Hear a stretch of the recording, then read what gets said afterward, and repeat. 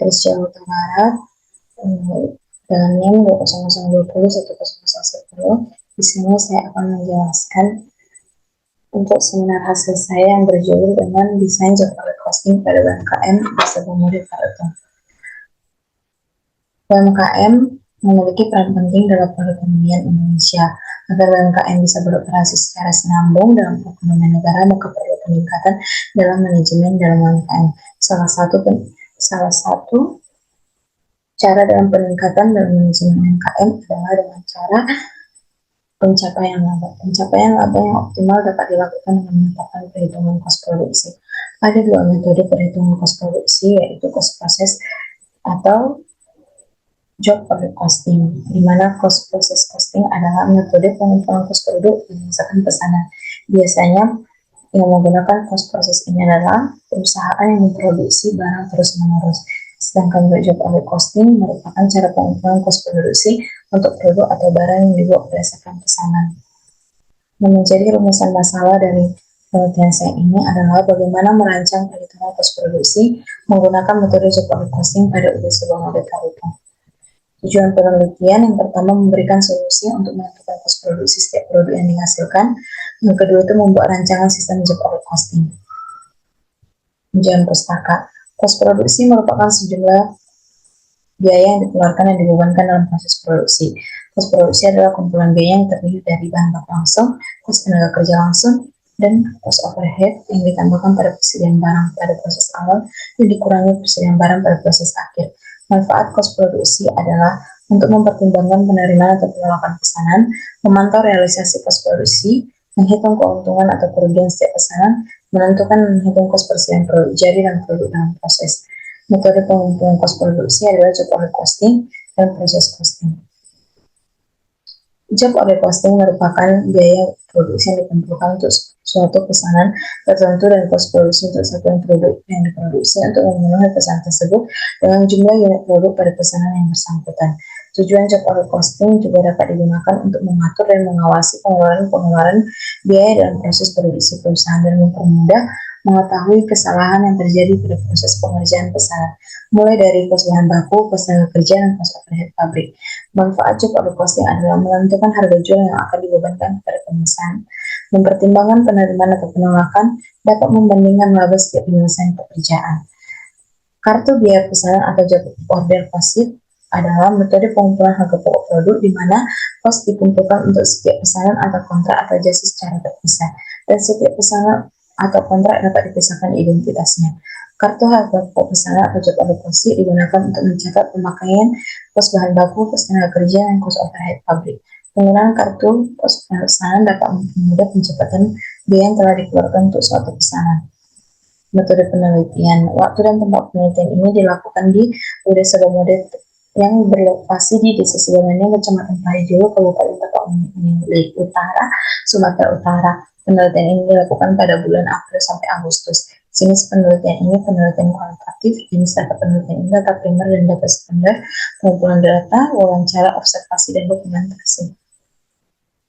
Proses penelitian yang pertama itu mengidentifikasi dan merumuskan masalah, terus mengumpulkan data, di mana datanya adalah kos bahan baku, tenaga kerja, dan overhead.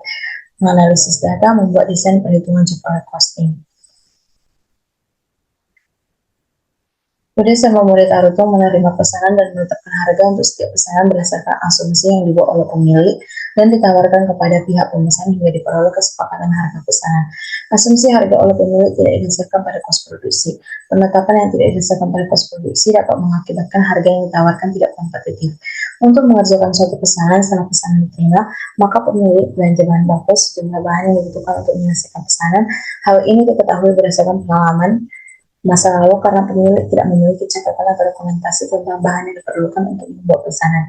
Dalam melaksanakan pekerjaan suatu pesanan, pemilik tidak mencatat dan menghitung berapa kos produksi yang diperlukan untuk menghasilkan suatu produk. Selain bahan baku, tenaga kerja langsung dan kos tenaga tidak pernah dilakukan penimbangan kepada produk yang dipesan. Pemilik hanya membayar pekerja yang kos tidak langsung, namun tidak mengetahui keterkaitan setiap kos produk yang dihasilkan. Dalam memproduksi produk dalam entitas ini, proses produksi pesanan mengikuti tahapan aktivitas sebagai berikut. Yang pertama itu mendesain produk pesanan. pengukuran pemotongan kayu, perakitan, pengampasan, dan pengecekan. Proses penyusunan desainnya, yang pertama itu mengumpulkan kos produksi seperti kos bahan baku, kos tenaga kerja, dan kos overhead pabrik.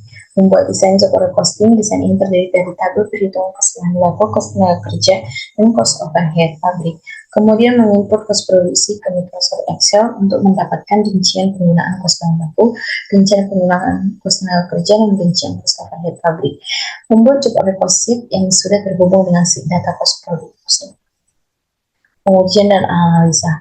Di dalam desain job order costing ini diperlukan kos bahan baku, kos tenaga kerja langsung, dan kos overhead pabrik. Dan di sini saya juga mencari total kos produksi per produk.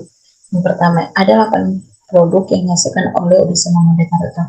Yang pertama itu untuk membuat lemari, bahan baku yang dihabiskan adalah 1.999.400, untuk tenaga kerja langsung 506.250 rupiah, untuk kos overheadnya 749.194.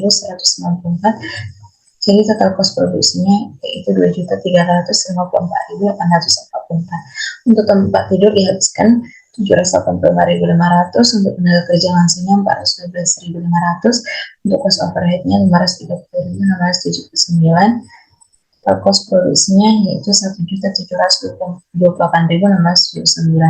Untuk kursi, untuk bahan bakunya 55.300, untuk kerja langsungnya 37.500, untuk kos overheadnya 62.433.000. Jadi total kos produksinya 155.233. Untuk meja, kos produksinya 443.882, untuk pintu 471.882, untuk jendela 294.049 rupiah, untuk usaha pintu 276.299, untuk usaha jendela 254.400.